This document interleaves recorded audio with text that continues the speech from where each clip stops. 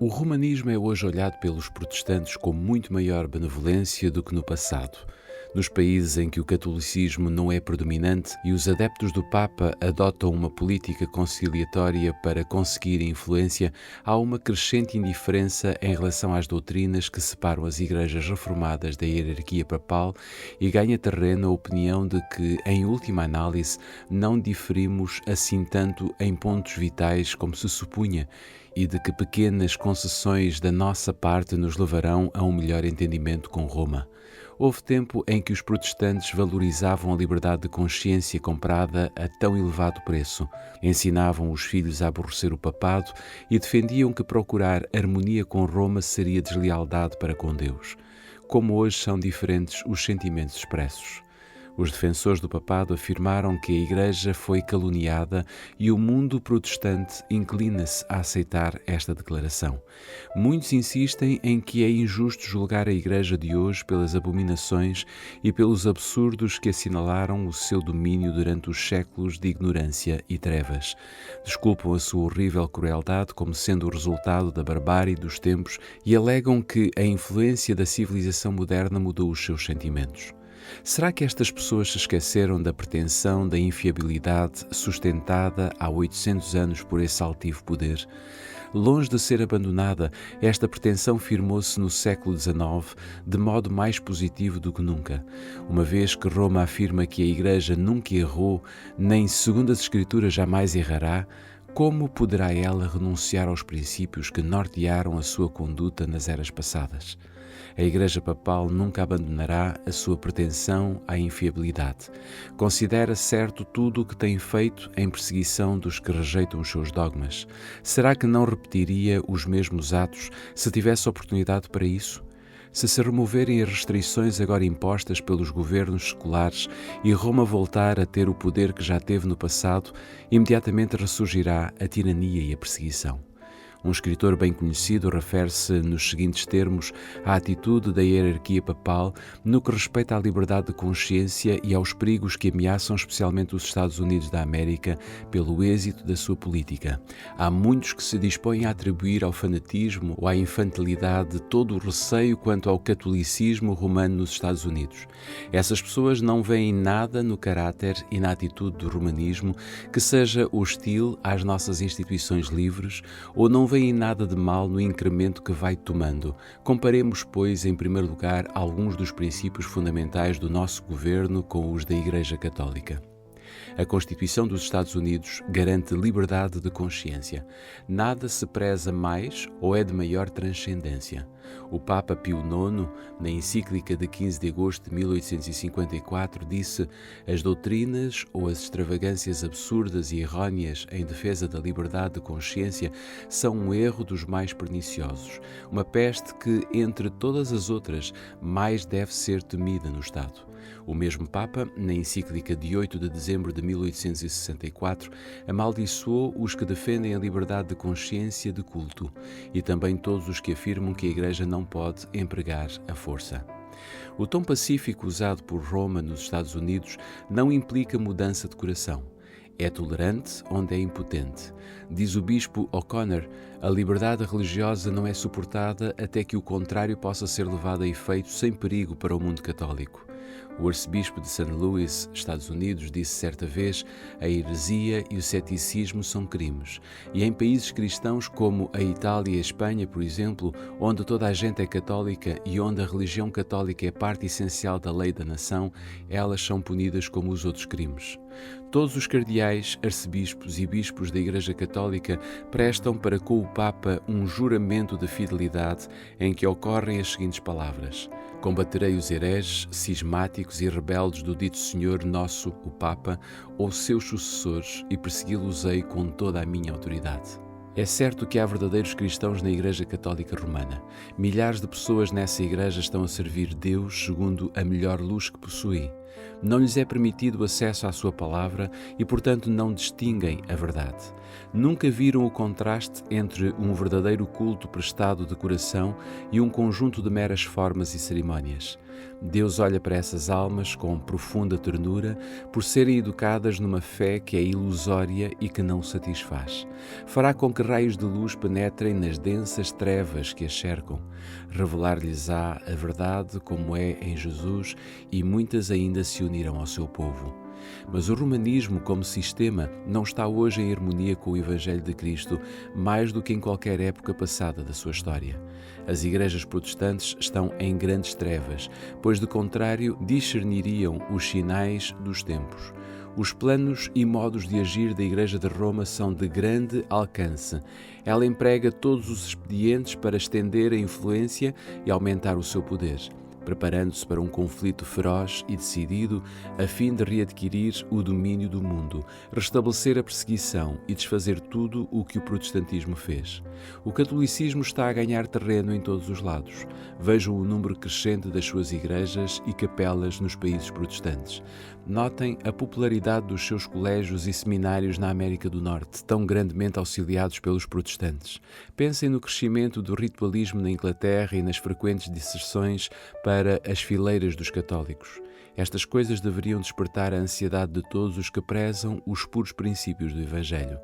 Os protestantes têm brincado com o papado, têm sido indulgentes, têm transigido e feito concessões com os próprios adeptos do Papa, não compreendem e com que se surpreendem. Os homens fecham os olhos ao verdadeiro caráter do romanismo e aos perigos que se devem recear com a sua supremacia. As pessoas necessitam de ser despertadas para resistir aos avanços desse perigosíssimo inimigo da liberdade civil e religiosa. Muitos protestantes supõem que a religião católica não é atrativa e que o seu culto é um conjunto de cerimónias fastidiosas e sem sentido. Enganam-se, porém. Embora o romanismo se baseie no engano, não é uma mentira grosseira e desajeitada. O culto da Igreja Romana é um cerimonial bastante impressionante. O brilho da sua ostentação e a solenidade dos ritos fascinam os sentidos das pessoas, fazendo silenciar a voz da razão e da consciência. Os olhos ficam encantados. Igrejas magníficas, procissões imponentes, altares de ouro, relicários com pedras preciosas, quadros cuidadosamente escolhidos e esculturas artísticas apelam com o amor do belo. O ouvido também é cativado. A música é excelente.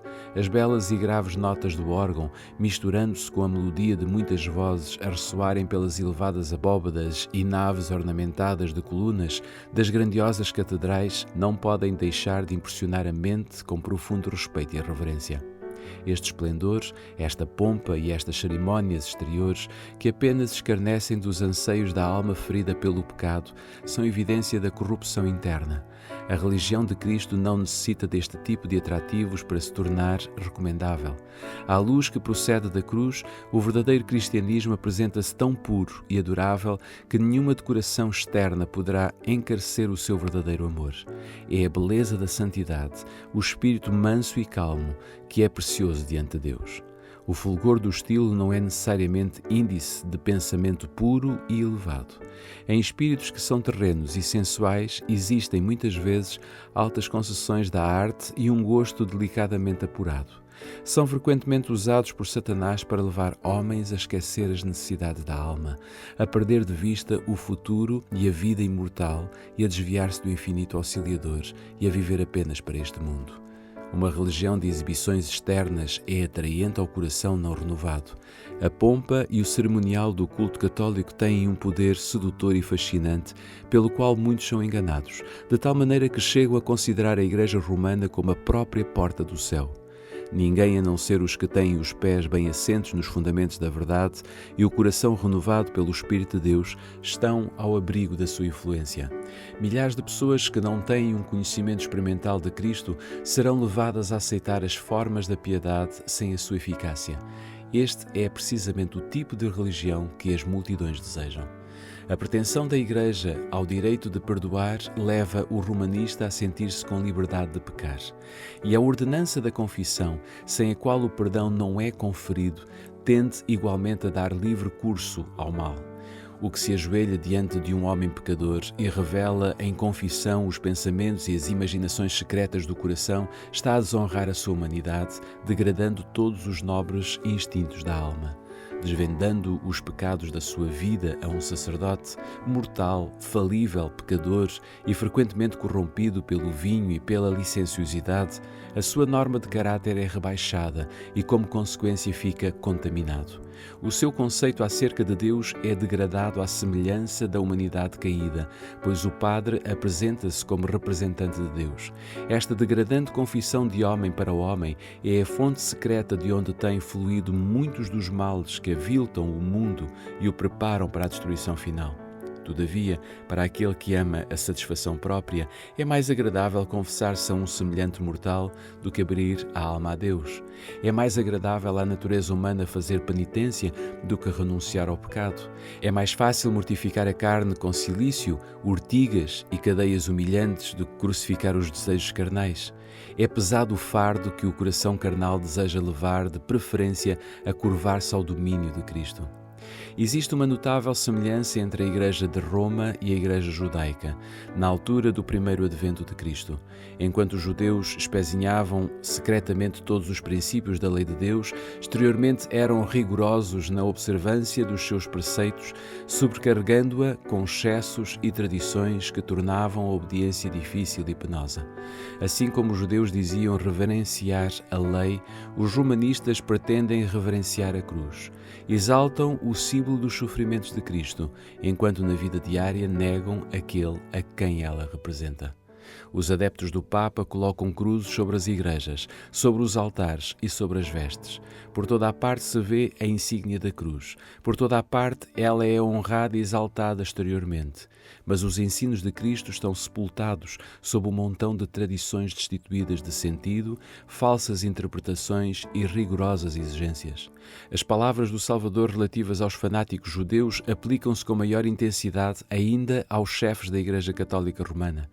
O Senhor Jesus disse em Mateus 23, versículo 4, «Atam fardos pesados e difíceis de suportar e os põem aos ombros dos homens. Eles, porém, nem com o dedo os querem mover».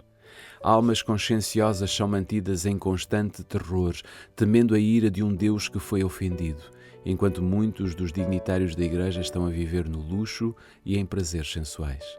O culto das imagens e relíquias, a invocação dos santos e a exaltação do Papa são enganos de Satanás para desviar a mente do povo de Deus e do seu Filho. Para provocar a sua ruína, esforça-se por afastar a sua atenção daquele por meio de quem unicamente podem encontrar salvação. Dirigirá as almas para qualquer objeto pelo qual possa ser substituído aquele que disse: «Vinde a mim todos os que estáis cansados e oprimidos, e eu vos aliviarei». Mateus capítulo 11, versículo 28. O constante esforço de Satanás é representar falsamente o caráter de Deus, a natureza do pecado e os resultados finais em jogo no grande conflito. Os seus enganos diminuem a obrigação da lei divina, dando ao homem licença para pecar. Satanás faz com que, ao mesmo tempo, acaricie falsas concepções sobre Deus, de maneira que o considere com temor e ódio, em vez de amor. A crueldade inerente ao seu próprio caráter é atribuída ao Criador. Aparece incorporada nos vários sistemas religiosos e expressa nas diversas formas de culto.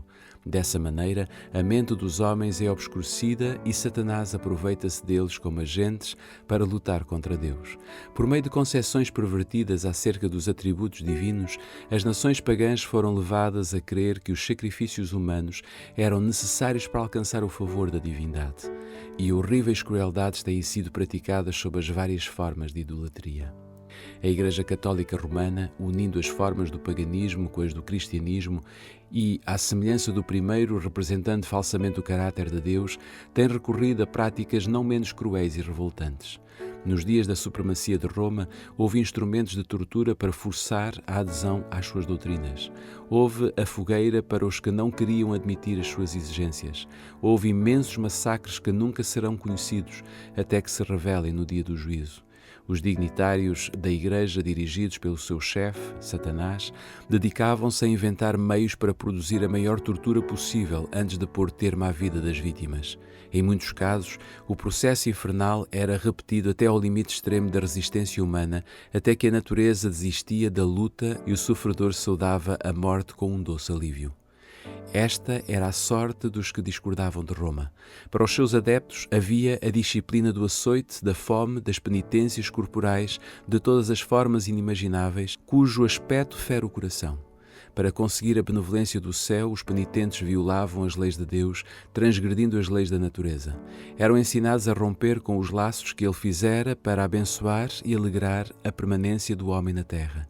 Os cemitérios das igrejas contêm milhões de vítimas que passaram a vida a fazer esforços vãos para subjugar as afeições naturais, para reprimir, como se todo o pensamento e sentimento de simpatia para com o semelhante fosse ofensivo a Deus. Se quisermos compreender a decidida crueldade de Satanás, manifestada no decurso dos séculos, não entre os que nunca ouviram algo acerca de Deus, mas no próprio coração da cristandade, e através da mesma em toda a sua extensão, temos apenas de olhar para a história do romanismo. Por meio deste gigantesco sistema de engano, o príncipe do mal leva a efeito o seu objetivo de causar a desonra a Deus e a desgraça ao homem. E vendo nós como ele se consegue disfarçar e realizar a sua obra por intermédio dos dirigentes da Igreja, melhor podemos compreender o motivo de terem tão grande aversão à Bíblia. Se este livro for lido, a misericórdia e o amor de Deus serão revelados. Ver-se-á que ele não impõe aos homens nenhum desses pesados fardos. A única coisa que requer é um coração quebrantado e contrito, um espírito humilde e obediente.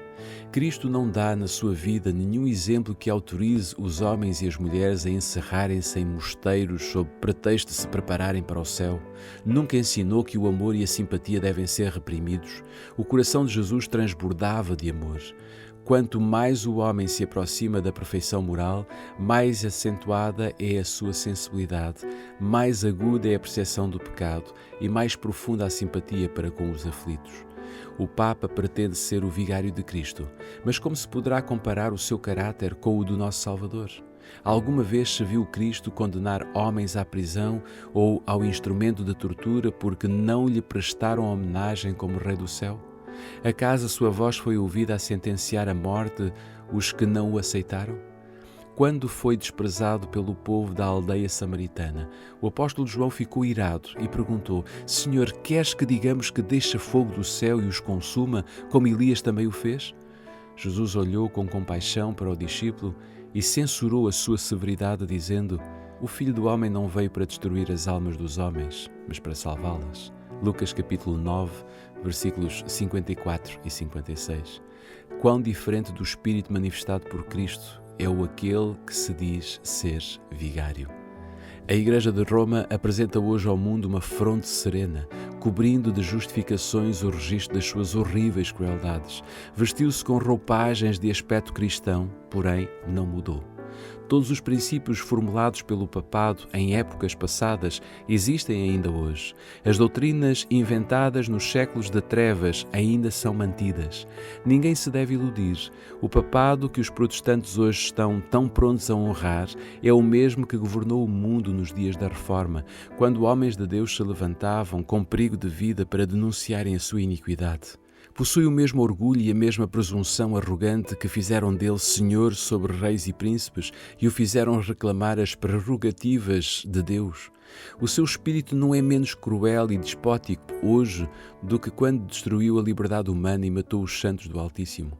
O papado é exatamente o que a profecia declarou que havia de ser, a apostasia dos últimos tempos. 2 Tessalonicenses capítulo 2, versículos 3 e 4. Faz parte da sua política assumir o caráter que melhor cumpra o seu propósito.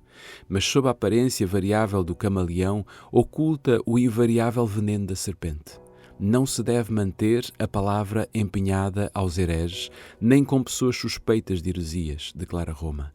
Deverá esta potência, cujo registro milenar se acha escrito com o sangue dos santos, ser hoje reconhecida como parte da Igreja de Cristo? Não é sem motivo que se tem feito nos países protestantes a acusação de que o catolicismo difere hoje menos do protestantismo do que nos tempos passados. Houve uma mudança, mas esta não se verificou no papado. O catolicismo, na verdade, assemelha-se em muito ao protestantismo que hoje existe, pois o protestantismo moderno distancia-se muito dos dias da Reforma. À medida que as igrejas protestantes procuram a aceitação do mundo, a falsa caridade cegou os seus olhos.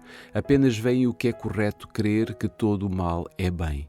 E como resultado inevitável, crerão finalmente que todo o bem é mal. Em vez de permanecerem em defesa da fé, confiada aos crentes de uma vez para sempre, estão hoje, por assim dizer, a justificar Roma, por causa da sua opinião inclemente para com ela e a pedir perdão pelo seu fanatismo. Uma numerosa classe, mesmo entre os que desconsideram o romanismo, vê pouco perigo no seu poder e na sua influência. Muitos insistem em que as trevas intelectuais e morais que prevaleceram durante a Idade Média favoreceram a propagação dos seus dogmas, superstições e opressão, e que a compreensão maior dos tempos modernos, a difusão geral de saberes e a crescente liberalidade em matéria de religião vedam o reavivar da intolerância e da tirania. O próprio pensamento de que esse estado de coisas venha a existir nesta era esclarecida é ridicularizado. É verdade que existe um grande conhecimento intelectual, moral e religioso nesta geração. Das páginas abertas da Santa Palavra de Deus tem-se derramado luz do céu sobre o mundo, mas é preciso lembrar que quanto maior a luz concedida, maiores as trevas dos que pervertem ou rejeitam. Um estudo da Bíblia feito com oração mostraria aos protestantes o verdadeiro caráter do papado e faria com que o aborrecessem e evitassem. Contudo, muitos consideram-se tão sábios que não sentem necessidade de que com humildade procurar Deus para poderem ser levados à verdade. Embora orgulhando-se da sua instrução, são ignorantes tanto sobre as Escrituras como a respeito do poder de Deus. Precisam de alguma maneira de acalmar a consciência e procuram o que é menos espiritual e humilhante. O que querem é uma forma de esquecer Deus que passe por um modo de se lembrarem dele. O papado tem-se adaptado para satisfazer as necessidades de todos estes. Está preparado para as duas classes da humanidade, abrangendo o mundo quase todo. Os que desejam salvar-se pelos próprios méritos e os que desejam ser salvos com os seus pecados. E é aqui que está o segredo do seu poder. Está provado que uma época de grandes trevas intelectuais foi favorável ao êxito do papado. Será ainda provado que um tempo de grande conhecimento intelectual é igualmente favorável ao seu triunfo. Quando os homens estavam sem a palavra de Deus e sem o conhecimento da verdade, os seus olhos estavam vendados e milhares enredavam-se, não vendo a cilada que era armada sob os seus pés. Nesta geração, há muitos cujos olhos se tornam ofuscados pelo resplendor das especulações humanas, da falsamente chamada ciência. Não se apercebem da rede e caem nela tão facilmente como se estivessem de olhos vendados. É intuito de Deus que as faculdades intelectuais do homem sejam consideradas como um dom proveniente do seu Criador e usadas ao serviço da verdade e da justiça. Porém, quando o orgulho e a ambição são acariciados e os homens exaltam as suas próprias teorias acima da palavra de Deus, a inteligência pode então causar maior dano do que a ignorância. Assim, a falsa ciência da atualidade que mina a fé nas Escrituras Sagradas mostrar-se-á tão bem-sucedida no preparar o caminho para a aceitação do papado, com o seu formalismo aprazível, como fez a retenção do saber ao abrir o caminho para o seu engrandecimento na Idade das Trevas. No movimento agora em ação nos Estados Unidos para conseguir para as instituições e para os usos da Igreja o apoio do Estado, os protestantes estão a seguir as pegadas dos adeptos do Papa. Na verdade, mais do que isto, estão a abrir a porta para o papado adquirir, na América do Norte protestante, a supremacia que perdeu no Velho Mundo. E o que dá maior significado a este movimento é o facto de que o principal objeto visado é a obrigatoriedade da observância do domingo, prática que se originou com Roma e que ela alega ser o sinal da sua autoridade. É o espírito do papado, espírito de conformidade com os costumes mundanos, com a veneração das tradições humanas acima dos mandamentos de Deus, que está a permear as igrejas protestantes, levando-as a fazer a mesma obra de exaltação do domingo que antes delas foi feita pelo papado. Se desejarmos compreender quais os agentes que atuarão na luta futura, não temos senão que investigar o relato dos meios que Roma usou com o mesmo fim nos séculos passados. Se quisermos saber como é que os humanistas e os protestantes unidos tratarão os que rejeitarem os seus dogmas, vejamos o espírito que Roma manifestou em relação ao sábado e aos seus defensores. éditos reais, concílios gerais e ordenanças eclesiásticas, apoiados pelo poder secular, foram os passos com os quais a festividade pagã alcançou posição de honra no mundo cristão. A primeira medida de ordem pública impondo a observância do domingo foi a lei feita por Constantino, no ano 321 d.C. Este édito exigia que o povo da cidade repousasse no venerável dia do sol, mas permitia aos homens do campo continuarem com as suas fainas agrícolas. Embora virtualmente fosse um estatuto pagão, foi imposto pelo imperador depois de ser nominalmente aceito pelo cristianismo. Como a ordem real não parecia substituir de modo suficiente a autoridade divina, Eusébio, bispo que procurava o favor dos príncipes e era amigo íntimo do adulador de Constantino, propôs a ideia de que Cristo transferira o sábado para o domingo. Nenhum testemunho das Escrituras sequer foi apresentado como prova da nova doutrina. O próprio Eusébio inadvertidamente reconhece a sua falsidade e indica os verdadeiros autores da mudança. Todas estas coisas, diz ele, que se deveriam fazer no sábado, nós transferimos-las para o dia do Senhor. Mas o argumento do domingo, infundado como era, serviu para incentivar os homens a desprezarem o sábado do Senhor. Todos os que desejavam ser honrados pelo mundo aceitaram a festividade popular. Com o firme estabelecimento do papado, a obra da exaltação do domingo continuou. Durante algum tempo, o povo ocupou-se com trabalho agrícola fora das horas de culto e o sétimo dia, o sábado, continuou a ser considerado como dia de repouso. Lenta e seguramente, porém, a mudança foi sendo efetuada. Aos que ocupavam cargos sagrados era vedado proceder no domingo a julgamentos em qualquer questão civil. Logo a seguir, ordenava-se a todas as pessoas de qualquer classe que se abstivessem do trabalho normal, sob pena de multa, aos homens livres e açoites no caso de serem servos. Mais tarde foi decretado que os ricos fossem punidos com a perda de metade dos bens e, finalmente, que, se obstinassem, fossem escravizados. As classes inferiores deveriam sofrer exílio perpétuo. Recorreu-se também aos milagres. Entre outros prodígios, contava-se que, estando um lavrador num domingo a limpar o arado com um ferro para em seguida lavrar o campo, o ferro cravou-se-lhe firmemente na mão e durante 2 anos ele carregou-o consigo para a sua grande dor e vergonha. Mais tarde, o Papa deu instruções para que o sacerdote da paróquia admoestasse os violadores do domingo e fizesse com que fosse à igreja dizer as suas orações. Não acontecesse trazerem alguma grande calamidade sobre si mesmos e os vizinhos. Um concílio eclesiástico apresentou o argumento, desde então largamente usado, mesmo pelos protestantes, de que houve pessoas que foram fulminadas por raios enquanto trabalhavam no domingo. Portanto, este deve ser o dia de repouso. É evidente, diziam os prelados, que foi grande o descontentamento de Deus pela sua negligência quanto a este dia. Fez-se então o apelo para que os sacerdotes e os ministros, reis e príncipes e todas as pessoas fiéis empregassem os maiores esforços e cuidado a fim de que o dia fosse restabelecido à sua honra e para crédito do cristianismo mais dedicadamente observado no futuro. Como os decretos dos concílios se mostravam insuficientes, foi pedido às autoridades seculares que promulgassem um édito que inspirasse terror ao povo e o obrigasse a abster-se do trabalho no domingo. Num sínodo realizado em Roma, todas as decisões anteriores foram reafirmadas, com maior força e solenidade.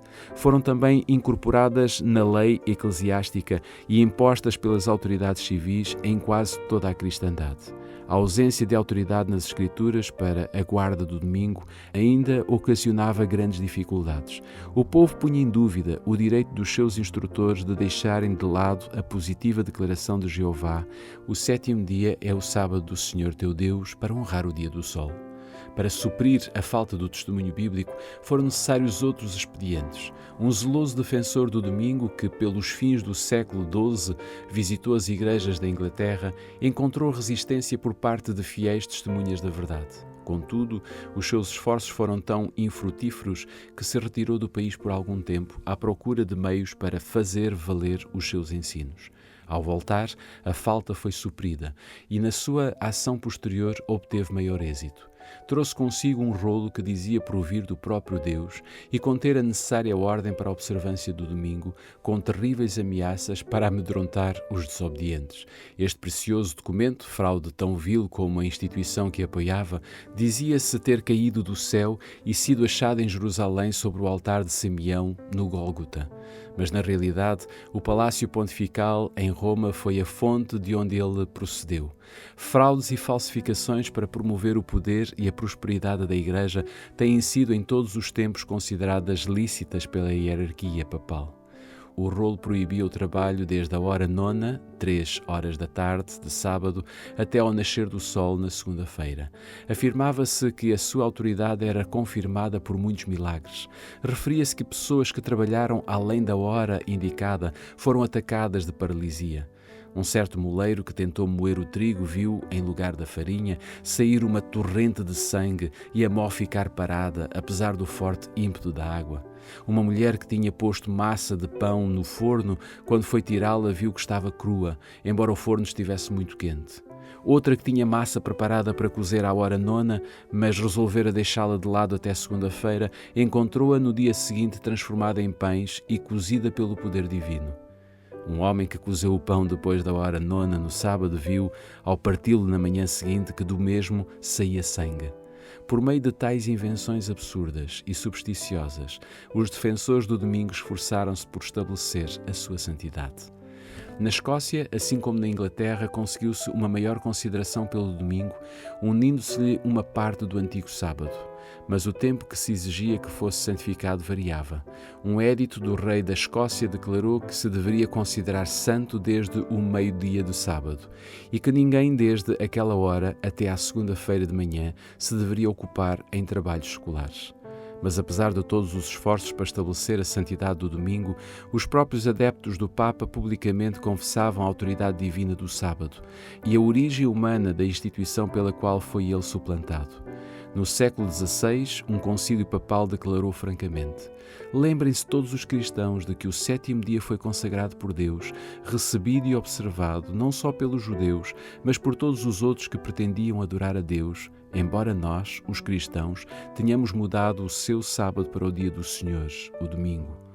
Os que estavam a intrometer-se com a lei divina não ignoravam o caráter da sua obra. Estavam deliberadamente a colocar-se acima de Deus.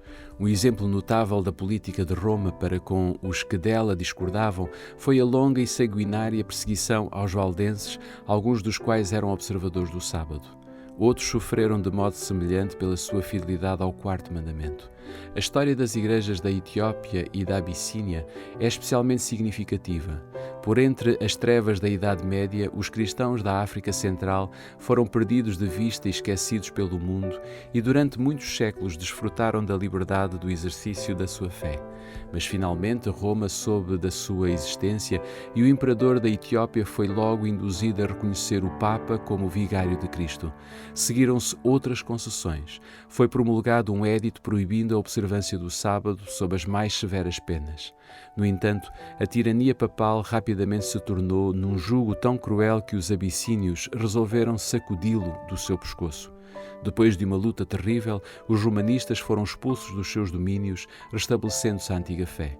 As igrejas regozijaram-se com a liberdade e nunca esqueceram a lição que tinham aprendido sobre os enganos, o fanatismo e o poder despótico de Roma. Estavam contentes por permanecerem dentro do seu reino solitário, desconhecidos do resto da cristandade. As igrejas da África observavam o sábado, como este fora guardado pela Igreja Papal antes da sua completa apostasia. Enquanto guardavam o sétimo dia em obediência ao mandamento de Deus, deixaram de trabalhar no domingo, em conformidade com o costume da Igreja. Obtendo poder supremo, Roma pisou o sábado do Senhor para exaltar o seu próprio dia. Mas as igrejas da África, ocultas quase durante 1000 anos, não participaram desta apostasia. Quando postas sob o domínio de Roma, foram obrigadas a deixar de lado o verdadeiro sábado e a exaltar o falso. Porém, mal readquiriram a independência, voltaram a obedecer ao quarto mandamento. Estes relatos do passado revelam claramente a inimizade de Roma para com o sábado legítimo e os seus defensores, e os meios que emprega para honrar a instituição por ela criada. A palavra de Deus ensina que estas cenas se devem repetir quando os católicos romanos e os protestantes se unirem para a exaltação do domingo. A profecia do capítulo 13 de Apocalipse declara que o poder representado pela besta de chifres semelhantes aos do cordeiro fará com que a terra e os que nela habitam adorem o Papa, ali simbolizado pela besta semelhante ao leopardo. A besta de 2 chifres dirá também aos que habitam na terra que façam uma imagem à besta. E ainda mais, mandará a todos, pequenos e grandes, ricos e pobres, livres e servos, que recebam o sinal da besta. Apocalipse capítulo 13, versículos 11 a 16. Mostrou-se que os Estados Unidos da América são o poder representado pela besta de chifres semelhantes aos do Cordeiro e que esta profecia se cumprirá quando aquela nação impuser a observância do domingo, que Roma alega ser um reconhecimento especial da sua supremacia. Mas os Estados Unidos da América não estarão sós nesta homenagem ao papado. A influência de Roma nos países que já reconheceram o seu domínio está ainda longe de ser destruída, e a profecia prevê uma restauração do seu poder. Vi uma das suas cabeças como ferida de morte, e a sua chaga mortal foi curada, e toda a terra se maravilhou segundo a besta. Apocalipse capítulo 13, versículo 3. A aplicação da chaga mortal indica a queda do papado em 1798. Depois disto, diz o profeta, a sua chaga mortal foi curada, e toda a terra se maravilhou segundo a besta.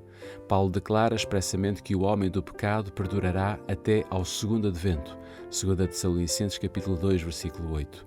Prosseguirá com a sua obra de engano até mesmo ao final do tempo. E diz o escritor do Apocalipse, referindo-se também ao papado, adoram-na todos os que habitam sobre a terra, esses cujos nomes não estão escritos no livro da vida. Apocalipse capítulo 13, versículo 8. Tanto no velho como no novo mundos, o papado receberá homenagem pela honra prestada à instituição do domingo, que repousa unicamente na sua autoridade. Durante mais de meio século, investigadores das profecias nos Estados Unidos têm apresentado ao mundo este testemunho. Nos acontecimentos que estão a ocorrer, percebe-se um rápido progresso no sentido do cumprimento da profecia. Com os mestres protestantes há a mesma pretensão de autoridade divina para a guarda do domingo e a mesma falta de provas bíblicas que há com os chefes papais que forjam os milagres para suprir a falta do mandamento de Deus. A afirmação de que os juízos divinos caem sobre os homens por violarem o repouso dominical será repetida. Já se ouvem vozes neste sentido, e o movimento para impor a observância do domingo está rapidamente a ganhar terreno. A sagacidade e a astúcia da Igreja de Roma são surpreendentes. Ela sabe ler o futuro, aguarda o seu tempo, sendo que as igrejas protestantes estão a prestar-lhe homenagem com o facto de aceitarem o falso sábado e a preparar-se para o impor pelos mesmos meios que ela própria empregou em tempos passados. Os que rejeitam a luz da verdade procurarão ainda o auxílio deste poder que a si mesmo se intitula infalível para exaltarem uma instituição que se originou com ele. A prontidão com que este poder virá em auxílio dos protestantes nesta obra não é difícil de imaginar. Quem sabe melhor do que os dirigentes papais como tratar com os que são desobedientes à Igreja? A Igreja Católica, com todas as suas ramificações pelo mundo inteiro, forma uma vasta organização dirigida a partir da Sé Papal e destinada a servir os seus interesses. Os seus milhões de adeptos em todos os países do globo são instruídos a manterem-se sob a obrigação de obedecer ao Papa. Qualquer que seja a sua nacionalidade ou o seu governo, devem considerar a autoridade da Igreja acima de qualquer outra. Ainda que façam juramento prometendo lealdade ao Estado, por trás disto, todavia, está o voto de obediência a Roma, absolvendo-os de toda a obrigação contrária aos seus interesses. A história testemunha dos seus esforços, astutos e persistentes, no sentido de se intrometer nos negócios das nações. E uma vez conseguida uma base firme, nada mais do que favorecer os seus próprios interesses, mesmo com a ruína de príncipes e do povo. No ano 1204, o Papa Inocêncio III arrancou de Pedro II, rei de Aragão, o seguinte extraordinário juramento: Eu, Pedro, rei dos aragoneses, declaro e prometo ser fiel e obediente ao meu Senhor, o Papa Inocêncio, aos seus sucessores católicos e à Igreja Romana, e fielmente preservar o meu reino na sua obediência, defendendo a fé católica e perseguindo a corrupção herética.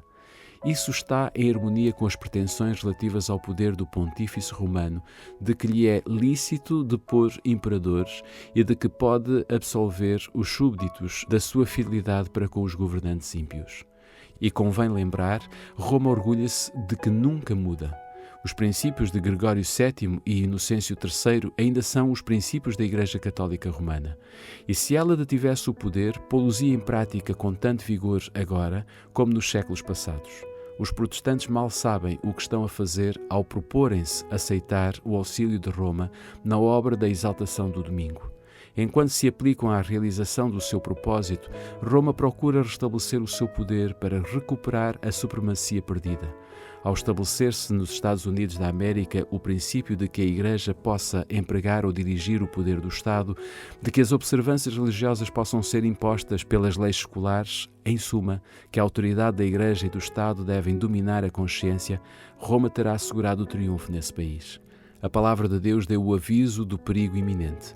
Se não lhe for prestada atenção, o mundo protestante saberá quais são realmente os propósitos de Roma, apenas quando já for demasiado tarde para escapar da cilada.